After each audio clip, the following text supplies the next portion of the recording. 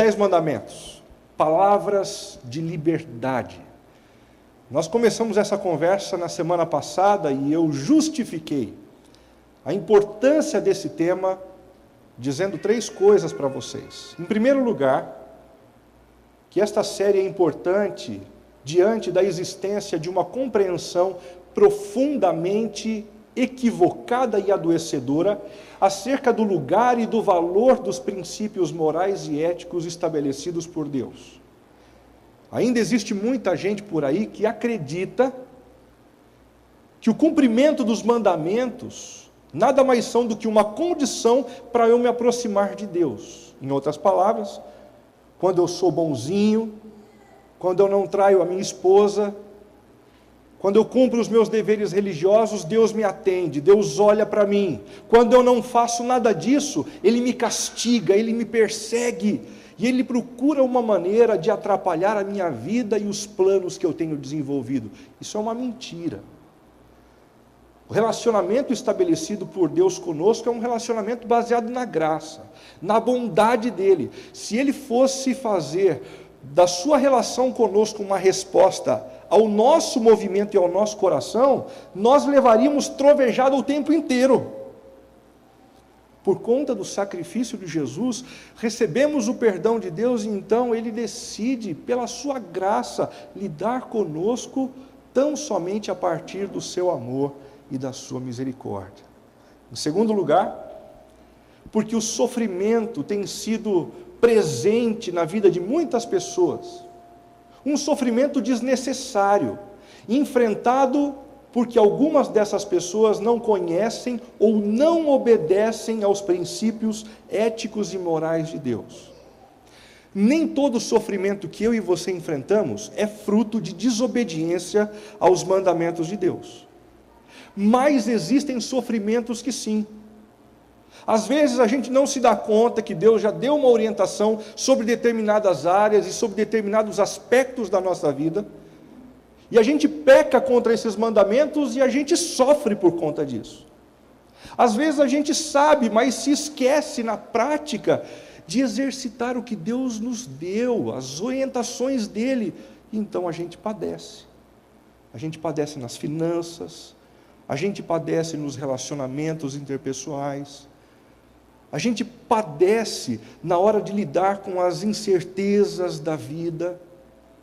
Em terceiro lugar, a situação calamitosa que nosso país chegou nos últimos anos por conta da ausência completa de princípios morais e éticos da base da sociedade até os altos escalões do poder. Eu tenho certeza que você tem se irritado e tem se entristecido tanto quanto eu. É duro demais a gente ligar a TV, assistir um jornal e ver mais uma notícia de corrupção, mais uma revelação acerca do escândalo que é maior do que na verdade a gente imaginava. E isso ocorre no nosso país porque a gente tem se afastado de princípios éticos e morais que foram apresentados por Deus. Agora, os problemas não são apenas em Brasília. Os problemas não são apenas no governo do estado, na prefeitura de Sorocaba. Os problemas estão no nosso meio. Nós também temos nos afastado e temos, com esse afastamento dos princípios morais e éticos de Deus, comprometido a integridade no ambiente onde a gente convive, na família, no trabalho, no condomínio e assim por diante. É importantíssimo que, diante do desafio de ver os 10 mandamentos e estudá-los, nós tenhamos a compreensão de que eles têm primeiramente algo a ver com Jesus. Os mandamentos de Deus têm a ver com Jesus antes de haver conosco. É o que diz o texto de Lucas, capítulo 24, versículo 44. Depois disse-lhes: são essas as coisas que eu vos falei quando ainda estava convosco. Era necessário que se cumprisse tudo o que está escrito sobre mim na lei de Moisés, nos profetas e nos salmos. Era necessário que se cumprisse tudo o que está escrito sobre mim na lei. A lei tem a ver primeiramente com Jesus. antes de ter a ver comigo. E por quê? Porque ele cumpriu plenamente os 10 mandamentos, coisa que eu e você não temos condições de fazer. Nós vamos conversar sobre 10 mandamentos que nós não temos condições de obedecer completamente. Não temos. Mas como os mandamentos têm a ver com Jesus, nós nos satisfazemos. Ele cumpriu no nosso lugar. Ele fez o que nós não conseguiríamos fazer pelo nosso esforço. Em segundo lugar, Ele perdoou na cruz a nossa incapacidade em cumpri-la. Por ser perfeito, Ele pôde levar sobre Ele na cruz a nossa dívida, a nossa imperfeição, verificada no descumprimento dos mandamentos. E em terceiro lugar, Ele tem dado aos seus discípulos poder do alto para cumpri-la. Nós não conseguimos por nós mesmos obedecer às leis de Deus, mas pela graça dEle e pelo poder que Ele dá aos seus filhos, a gente gradativamente vai crescendo, a gente gradativamente vai chegando perto. E até o dia da volta de Jesus, nós estaremos prontos. Esse poder tem nos aperfeiçoado e nos aperfeiçoará até lá, até o dia da volta de Jesus, onde nós estaremos perfeitamente alinhados com a vontade manifesta e declarada do Senhor. Os mandamentos, primeiramente, têm a ver com Jesus. Para que a gente aceite melhor esse lance de abraçarmos mandamentos para nós, é muito importante nós nos lembrarmos também que esses mandamentos foram concedidos por Deus num ambiente de muito amor e de muita graça. Percebam comigo o texto de Êxodo, capítulo 20, versos 1 e 2, que antecedem a declaração dos 10 mandamentos. E Deus falou todas essas palavras: eu sou o Senhor, o teu Deus, que te tirou do Egito, da terra da escravidão. Deus não dá os mandamentos para que a gente os cumpra e então Ele nos ame. Ele nos ama primeiro. Primeiro Ele nos liberta. Primeiro Ele dá a vida por nós. Primeiro Ele derrama a sua misericórdia sobre nós. Primeiro Ele nos abraça. Primeiro Ele cuida de nós. Primeiro Ele supre as nossas necessidades. E depois Ele nos orienta. Depois, como extensão do seu cuidado e do seu amor por nós, o legislador dos 10 mandamentos é o Senhor, o nosso Deus. Aquele que tem se manifestado na minha e na sua vida nos últimos anos, com amor e com graça. Ele é também um Pai amoroso, um Pai amorosíssimo. E lei de pai nunca é lei para destruir a alegria dos filhos. Lei de pai é lei para preservar a vida e a integridade dos filhos. Não coloque o dedo na tomada, meu filho. Quando um pai diz isso, ele diz por amor, porque ele não deseja ver a morte dos seus filhos. Em terceiro lugar, o legislador dos 10 mandamentos é aquele que age para que sejamos livres. Eu procurei trazer na semana passada uma imagem para vocês de uma família que morava num lugar muito complicado, com um trânsito muito violento. E então o pai, com o desejo de ver os seus filhos brincando livremente, colocou uma cerca em volta de todo o quintal. E então disse aos filhos: agora sim, vocês podem brincar com liberdade no quintal. Apenas não pulem a cerca. Brinquem com liberdade no quintal. Deus tem estabelecido alguns limites para a gente, não para cercear a nossa liberdade, o nosso direito de ir e vir, de fazermos as nossas próprias escolhas, mas com o intuito de nos ver desfrutando da vida com liberdade e da alegria dEle no quintal que Ele preparou para a gente. Semana passada nós conversamos sobre a primeira palavra do Decálogo: não terás outros deuses além de mim. E hoje a gente conversa sobre a segunda palavra: não farás para ti nenhum ídolo. não farás para ti nenhum ídolo. Uma leitura rápida e desatenta dos 2 primeiros mandamentos nos leva a confundir um mandamento com o outro, como se eles fossem a mesma coisa. Mas existe uma sutil diferença entre o primeiro mandamento e o segundo. No primeiro mandamento, somos desafiados por Deus a não reconhecermos a existência de outros deuses. Não terás outros deuses diante de mim. Vocês se lembram de onde vocês vieram? O contexto ali do povo de Israel. Vocês vieram do Egito. Eles adoravam rãs. Eles adoravam o sol, eles adoravam a água, eles adoravam absolutamente tudo que se movia. Eu destruí todos aqueles deuses. O que vocês imaginavam serem deuses cuidadosos e zelosos eram mentiras. Não tenham outros deuses diante de mim. Já o segundo mandamento é um convite a não produzirmos outros deuses ou produzirmos outros ídolos. Se só há um Deus, que Ele nos baste, e que nós não saiamos por aí criando, fabricando deuses que nos ajudem, que nos socorram na hora da adversidade. Uma segunda diferença: no primeiro mandamento somos desafiados por Deus a nos dedicarmos somente ao Deus verdadeiro. Dedicação somente ao Deus verdadeiro. No segundo mandamento, a não adorarmos os ídolos. A ênfase, você vai descobrir isso hoje, do segundo mandamento está na adoração.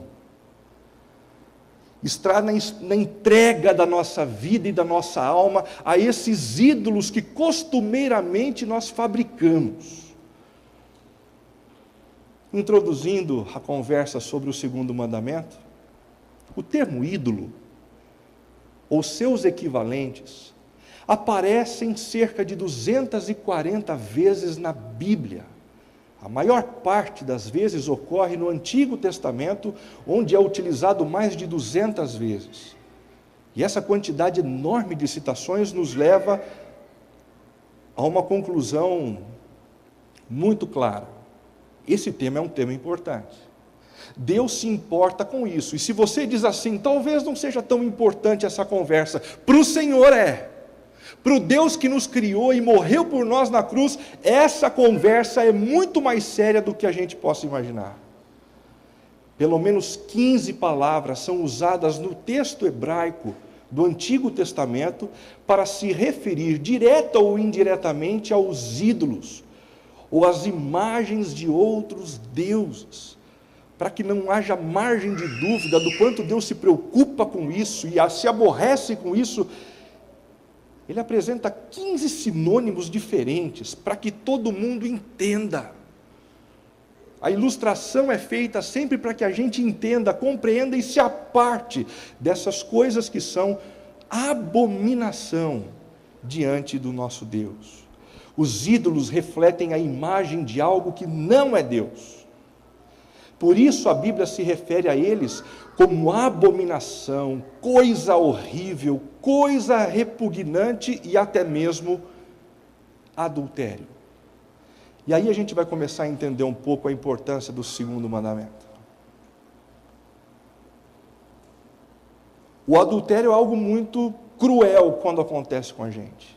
Se você é uma dessas pessoas que já foi alvo de adultério, ou que conhece alguém que anda sofrendo por ter sido traído pela esposa ou pelo marido, você sabe que isso tem uma dor profunda.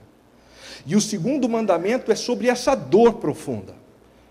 A dor profunda de um Deus que se sente traído com algumas das nossas posturas e com algumas das nossas decisões. Ele se sente traído e para ele isso é caro, muito mais caro do que a gente imagina. Qual é a origem desses ídolos? O texto de Ezequiel, capítulo 14, nos fala a respeito disso. Então o Senhor me falou: filho do homem, estes homens ergueram ídolos em seus corações e puseram tropeços ímpios diante de si. Devo deixar que me consultem?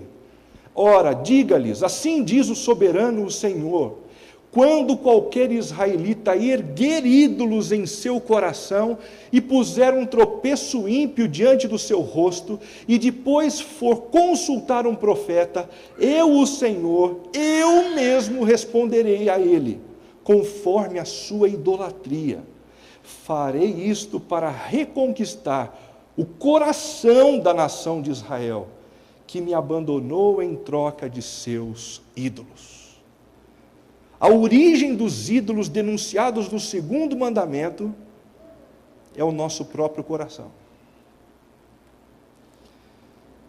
Você deve saber muito bem que, normalmente, quando a gente cita o segundo mandamento, muitos evangélicos e protestantes imediatamente levantam o seu dedo à riste, apontando para aqueles que são de tradição católica, porque eles são idólatras. Já ouviu isso?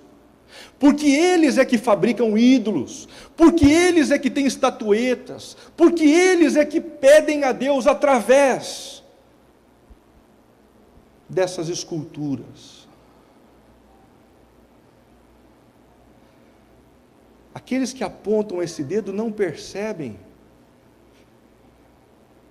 que o segundo mandamento é contra eles também. Que, embora não façam estatuetas e se curvem perante elas, guardam no coração ídolos.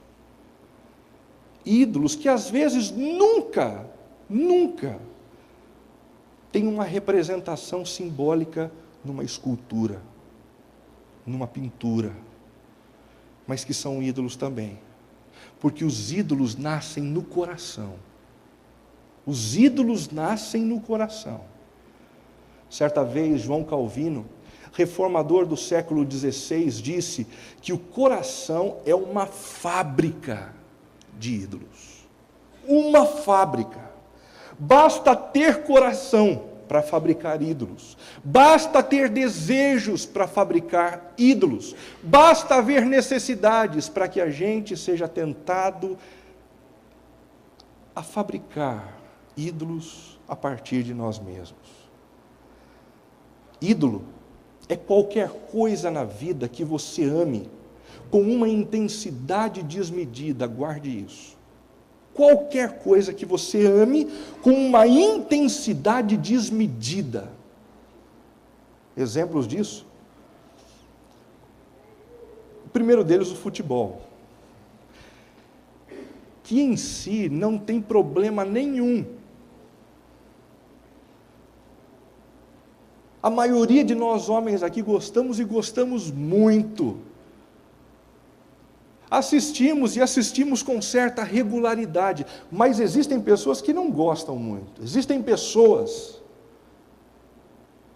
que são escravos do futebol. Que por conta do futebol perdem todo o tempo que lhes resta com a família.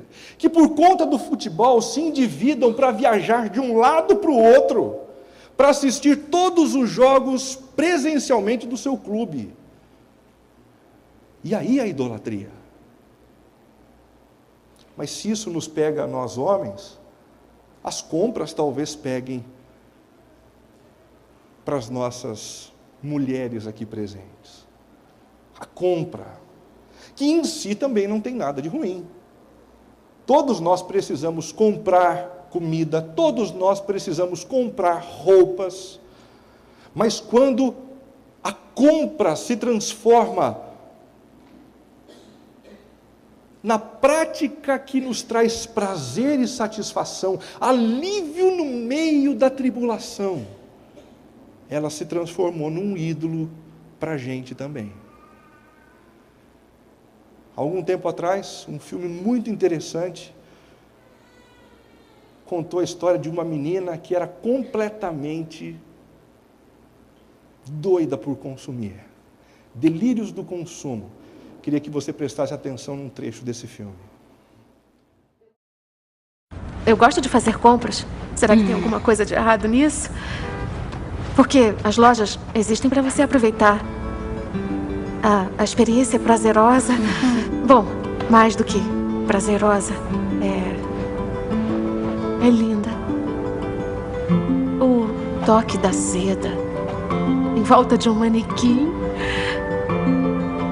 Ai, o cheiro de sapato italiano de couro. Sapatos italianos de couro são os melhores. A emoção quando você passa o seu cartão e ele é aprovado e tudo agora é seu. Tudo bem, Rebeca. Obrigada por ser O prazer que você sente quando compra alguma coisa é só você e as compras. Você e as compras. Você só precisa entregar um cartãozinho. Joyce, controle-se. Não é a melhor sensação do mundo? Não dá vontade de gritar no alto de uma montanha? Com toda certeza. Você se sente tão... Ela tem razão. Confiante e tão viva.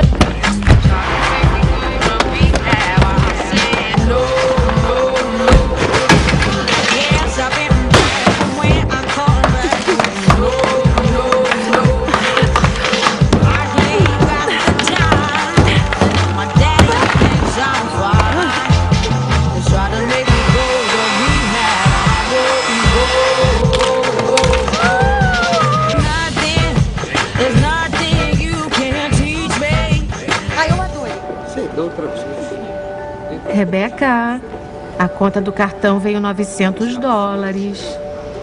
Você não precisa de uma echarpe. Por outro lado, quem precisa de echarpe? Vai fazer meu corte de cabelo parecer mais caro. Pode usar com qualquer coisa. Seria um investimento. Vou levar a echarpe verde. Boa escolha. Acabou. São $120. Como prefere pagar? $50 em dinheiro. Pode colocar 30 neste cartão?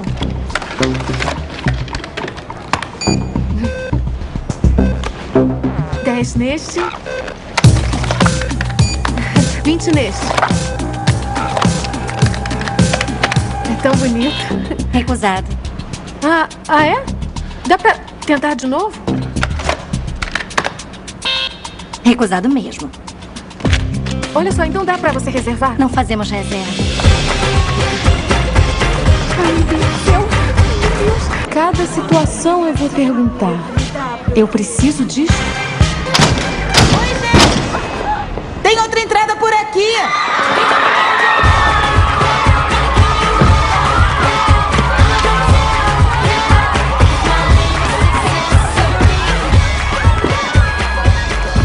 Eu preciso dessas luvas de cachemir porque é inverno e eu tenho mãos.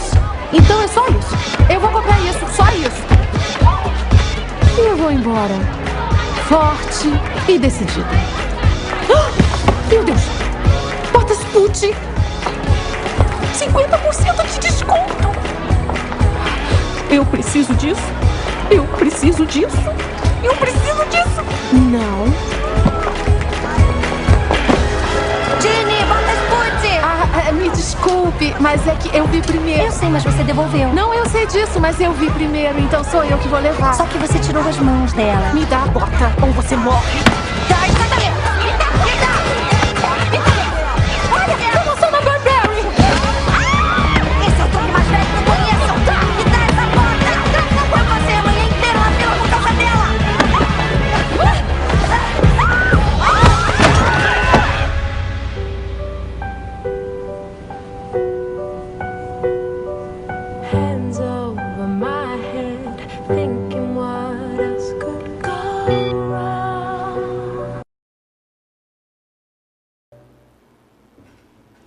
É bom a gente assistir esses filmes porque eles nunca têm a ver com a gente, né? Eles são só sobre a história de uma outra pessoa. Ídolo é também qualquer coisa na vida que você esteja disposto a pecar para obtê-lo, ou também para mantê-lo. Você quer um exemplo para isso? O prazer pode se constituir no ídolo para alguns de nós. Existem alguns homens que não conseguem se conter diante do ídolo prazer. E mesmo sendo casados, quando vem passando uma mulher desconcertante, eles se rendem ao Deus prazer. Eles se rendem ao Deus prazer. cometem pecados contra Deus e contra as pessoas que amam, seus filhos, a sua esposa, para adorarem a esse Deus chamado prazer. Um outro exemplo, sucesso profissional. Quanta gente por aí não anda desesperada por sucesso profissional? Dentro de uma empresa, brigando o tempo todo para mostrar que tem mais condições, que tem mais potencial, que passa as metas que foram apresentadas, para que a promoção seja dele, para que o novo cargo seja dele, o tempo todo, sucesso profissional. Existem pessoas se matando no ambiente de trabalho, por conta disso. Isso também tem acontecido no mundo dos esportes. Quantos não são os atletas brasileiros que nos últimos anos têm feito uso de substâncias tóxicas tão somente para se manterem no topo, castigando o próprio corpo com algumas substâncias para se manterem lá, no auge, no lugar mais difícil de estar permanentemente. Em 2003, a atleta de salto à distância, Maureen Maggi, foi flagrada por uso de um esteroide anabólico chamado Clostebol, usado para aumentar a força muscular. Em 2008, a ginasta Daiane dos Santos também foi flagrada. Seu exame deu positivo para uma substância chamada furosemida, uma espécie de diurético. E no último dia 31 de janeiro foi a vez de Anderson Silva. Seu exame deu positivo para 2 substâncias proibidas, androsterona e adrostanolona, ambas esteroides anabolizantes, para aumentar a potência, para que ele consiga permanecer no lugar mais inatingível do sucesso. Muitos de nós temos feito o mesmo, grandes loucuras, para nos mantermos onde nós estamos. Em terceiro lugar, um ídolo é qualquer coisa na vida sem a qual você não veja a possibilidade de viver. Tem coisas que a gente gosta, tem coisas sobre as quais a gente se afeiçoa. Tem algumas coisas das quais a gente depende para viver. Se eu não tiver isso, é preferível que eu morra.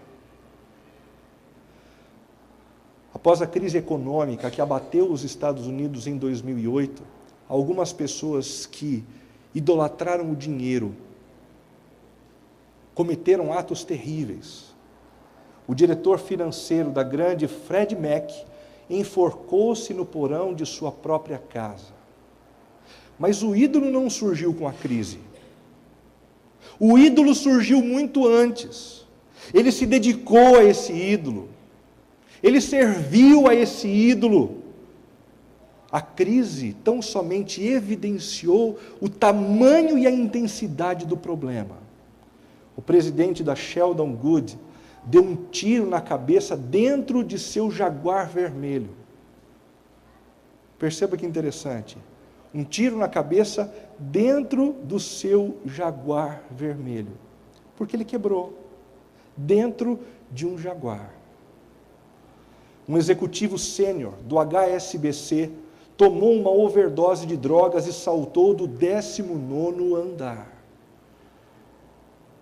Um sujeito como esse teria emprego em qualquer outro lugar.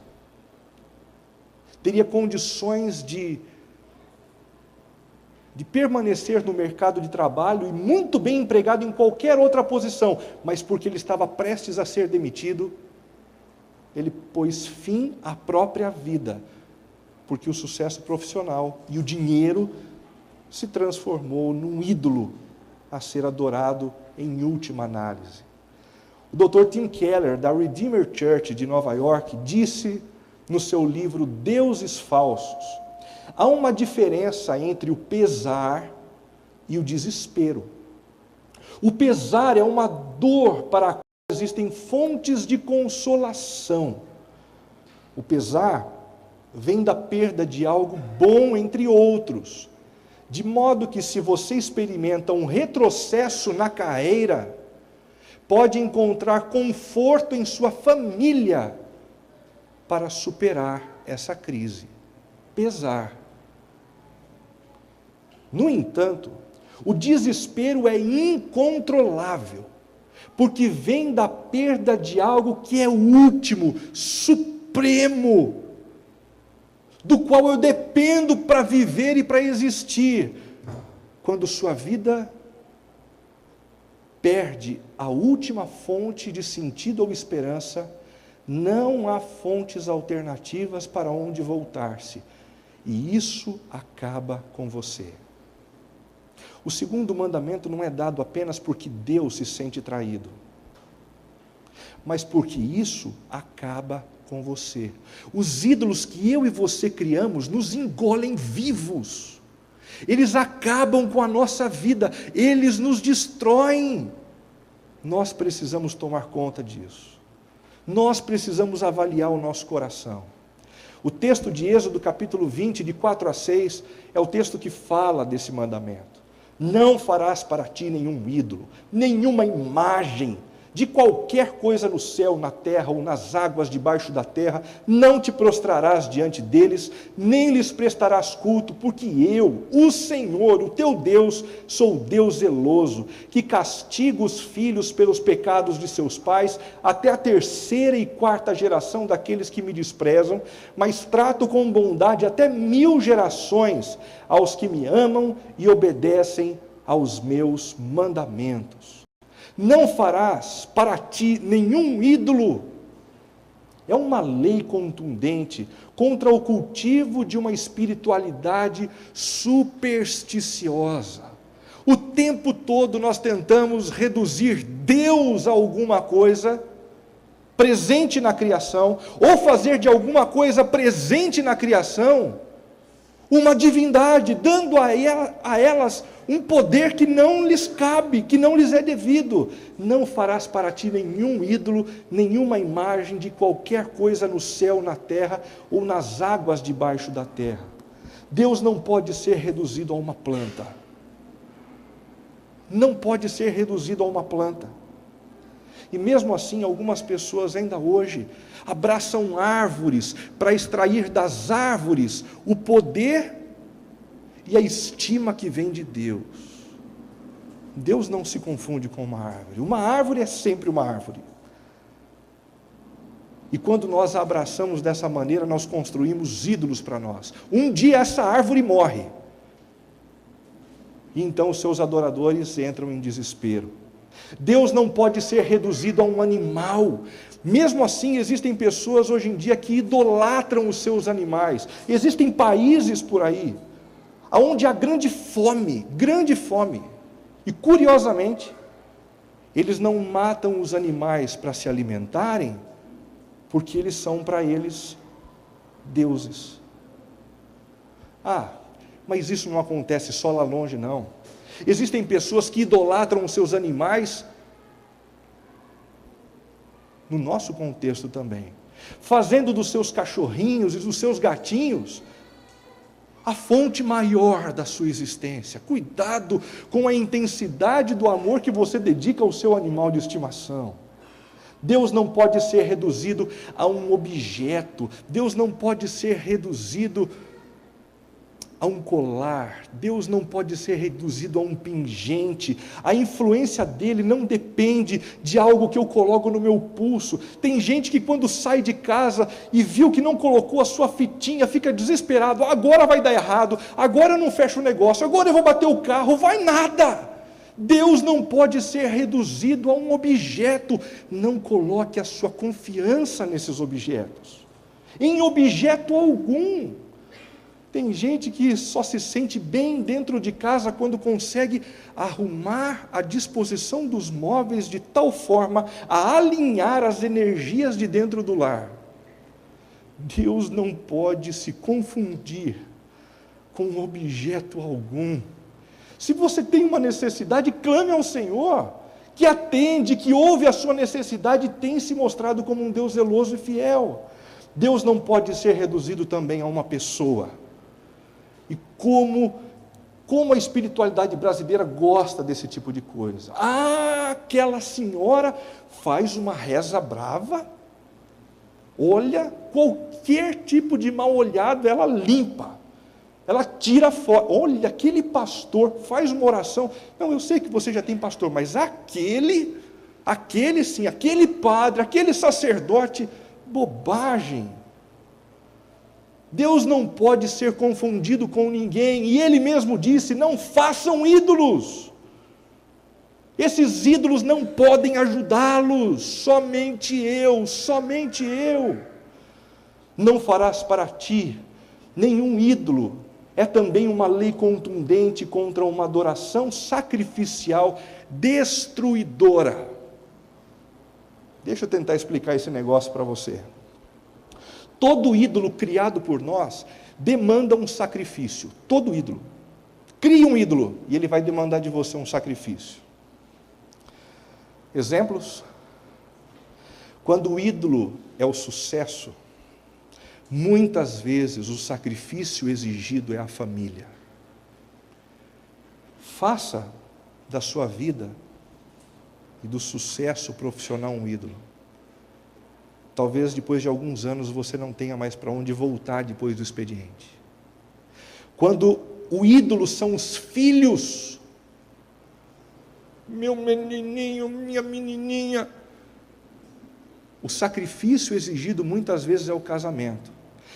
Existem esposas tão dedicadas aos filhos que não percebem, mas transformaram os filhos em deuses, em ídolos. E o sacrifício vai ser o seu casamento. Alguns homens têm feito a mesma coisa. Pare de idolatrar os seus filhos. Só existe um Deus a ser adorado. Se você continuar com essa postura, além de Deus se sentir traído, você encontrará a ruína do seu casamento. Quando o ídolo é a beleza, o sacrifício muitas vezes é a saúde. Tem gente que maltrata o corpo de todas as formas possíveis para se sentir bonito. São remédios proibidos, são cirurgias agressivas. Não estou dizendo que remédio é pecado e que cirurgia é pecado, mas que quando eu olho para a beleza como um ídolo, eu cometo sacrifícios muitas vezes que fogem ao bom senso. Ou você nunca viu a foto de uma mulher na internet e disse: ai meu Deus, o que ela fez? Não, mas pelo menos ela está sem ruga, né? Ela está toda puxada, o olho esquerdo puxando para cima, o direito puxando para a bochecha na parte de baixo, e ela está feliz porque ela não tem mais ruga. Deus do céu, ela está deformada, completamente deformada, por idolatrar a sua própria beleza. Quando o ídolo é a razão, o sacrifício é a amargura. Tem gente que não perde uma discussão, não perde uma discussão no trabalho, não perde uma discussão com os amigos, nenhuma discussão com a esposa, nenhuma, sempre está com a razão. Se esse é o ídolo, o sacrifício vai ser a amargura. Você vai ter que conviver com a amargura, com o ressentimento daquilo que fizeram contra você. Somente o perdão é que destrói esse ídolo. Somente o perdão é capaz de destruir esse ídolo. Em último lugar, não farás para ti nenhum ídolo, é uma lei contundente contra o distanciamento da imagem que Deus fez de si mesmo. Isso aqui é muito importante, hein? Se você não prestou atenção até agora, preste agora. Deus disse para a gente não fazer ídolos, por uma razão muito simples. Ele faria uma imagem sua. Nós não devemos fazê-la. Por quê? Porque Ele fará. Porque Ele faria essa imagem. E quem é a imagem de Deus? O texto de Colossenses 1, capítulo 15, diz a respeito de Jesus: Ele é a imagem do Deus invisível. Eu não faço imagens e não devo fazer, pois quem o faria era o próprio Deus. Ele é a imagem do Deus invisível, o primogênito de toda a criação, pois nele foram criadas todas as coisas nos céus e na terra, as visíveis e as invisíveis. Ele é antes de todas as coisas e nele tudo subsiste, pois foi do agrado de Deus que nele habitasse toda a plenitude e por meio dele reconciliasse consigo todas as coisas, pelo seu sangue derramado na cruz. Jesus nos foi dado por Deus para ser o grande mediador entre os homens e Ele. Essa é a principal função e responsabilidade de Jesus, conduzir os homens a Deus e viabilizar esse relacionamento que anteriormente tinha sido quebrado pelo nosso pecado. Jesus deve ser sempre o mediador entre nós e a presença de Deus. Tem algumas pessoas que quando ouvem uma música arrebatadora dizem assim: agora sim, agora eu estou sentindo. Essa música é tão linda, é tão bela, que ela está me levando até Deus. Ídolo. Tudo o que nós tentamos colocar entre nós e Deus como um mediador é ídolo. Música alguma pode te levar até Deus. Nenhuma. Nem as mais lindas. Porque o nosso pecado nos impede. Jesus pode. A música eleva o nosso espírito, a música nos sensibiliza, a música nos faz sentir bem, mas ela não nos leva a Deus. Não confunda espiritualidade com um show de música que você gosta. Isso é idolatria. Existem algumas pessoas que dizem assim: meu sonho é ir para Israel. Porque quando eu chegar em Israel, aí sim eu vou ter uma experiência com Deus. No lugar onde Jesus andou, a áurea de Jesus vai me tomar e vai me sensibilizar. Vai nada. Você pode ir 10 vezes para lá, você pode tomar banho com a lama de Israel, você pode dormir no lugar onde Jesus nasceu, não vai acontecer nada entre você e Deus, nada. Porque Deus não pode ser confundido com a terra, com o lugar, com a paisagem. Esses lugares nos inspiram a lembrar do que aconteceu, das histórias, da mensagem, mas eles em si não têm poder algum. Jesus é o mediador também entre nós e as bênçãos de Deus. Não é a catarata dentro da sua casa, a cascata dentro da sua casa que vai trazer paz. Não é a Bíblia aberta na entrada da casa que vai fazer com que o seu ambiente familiar seja um ambiente mais leve. Não é.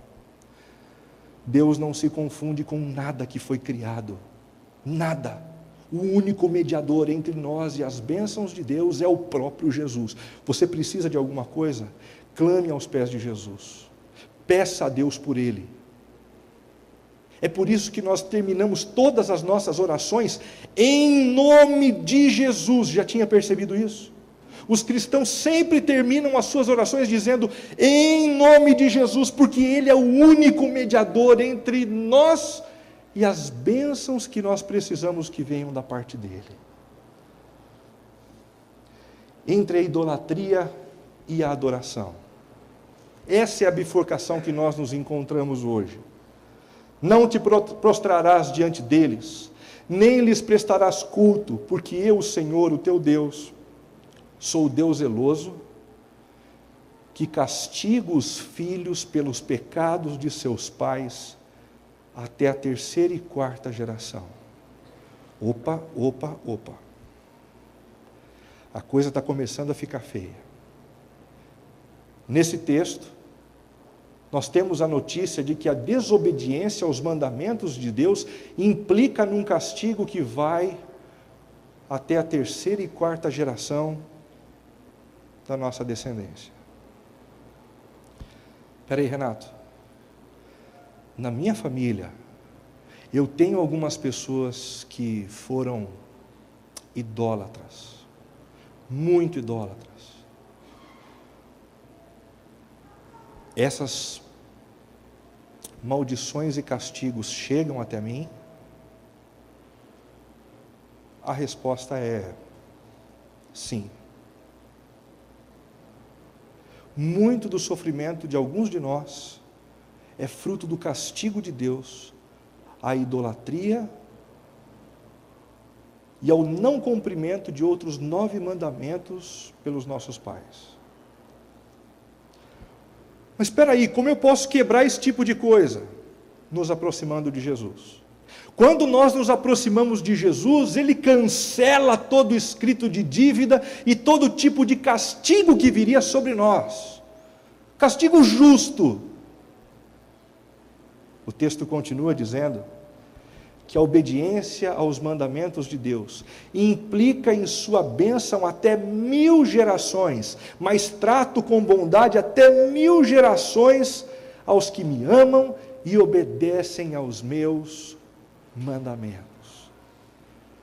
Isso também significa que talvez algumas das bênçãos que você tenha hoje na sua vida, dinheiro, bens, saúde, sejam fruto da obediência de alguém da sua descendência, alguém que amou muito a Deus, alguém que obedeceu a Deus sobre todas as coisas, alguém que abriu mão dos ídolos e orou dizendo: cuida da minha família, cuida dos meus descendentes. Eu tenho plena consciência que algumas bênçãos que eu tenho recebido da parte de Deus não tem a ver comigo, tem a ver com a postura obediente de alguns dos meus descendentes. O que você espera levar àqueles que virão de você, aos seus descendentes? A sua opção diante dos 10 mandamentos não tem implicações apenas sobre a sua vida, tem implicações sobre a vida dos seus filhos, e sobre a vida dos seus netos, e sobre a vida dos seus bisnetos. Qual será a sua opção? Quais serão as suas decisões diante dos 10 mandamentos?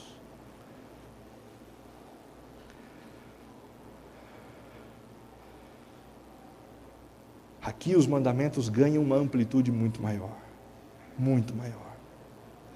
Concluindo, alguns de vocês já assistiram esse filme chamado O Voo. Esse filme conta a história de um experiente piloto da aviação comercial que pousou um avião em condições absolutamente contrárias, absurdas. Tudo começou a dar errado e ele, de maneira muito corajosa, virou o avião de ponta cabeça. Usou de uma inclinação que normalmente não se usa. Fez uso de algumas manobras e conseguiu pousar o avião e se tornou um herói. Muita gente morreu, mas ele salvou a vida de muitos. O que pouca gente sabia é que ele era um viciado em drogas e álcool. E estava completamente alterado durante o trágico acidente. Minutos antes do avião ter um problema, ele estava debruçado sobre o equipamento, chapado, completamente chapado. Numa entrevista concedida à agência de aviação, ele decidiu dar o passo mais difícil de toda a sua vida, reconhecer a sua condição. E ele então lutou contra ele mesmo e disse na frente de todo mundo: eu tenho um ídolo.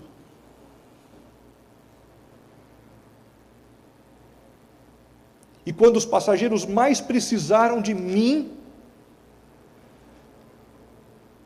eu estava completamente fora de mim, idolatrando a um outro Deus. Na cena final, ele declara aos seus companheiros de prisão que, mesmo atrás das grades, se sentia livre, longe da culpa e das drogas.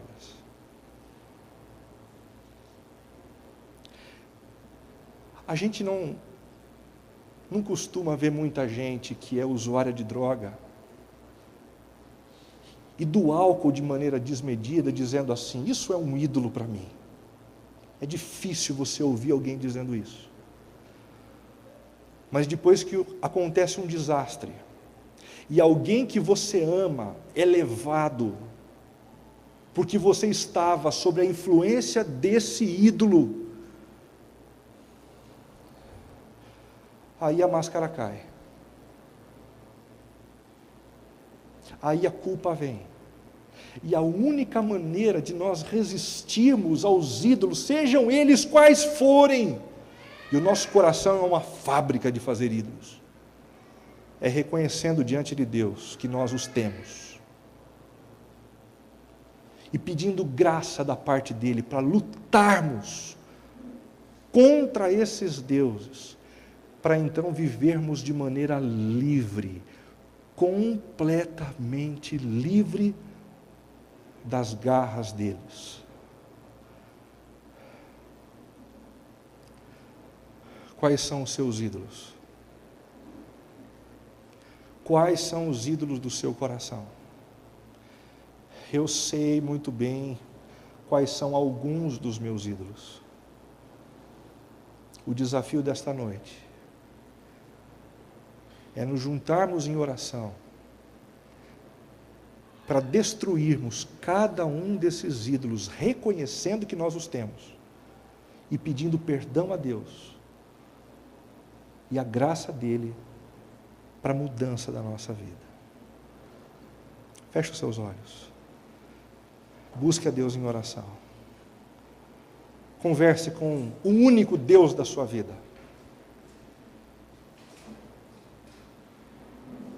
Ele aguarda a sua oração nesse momento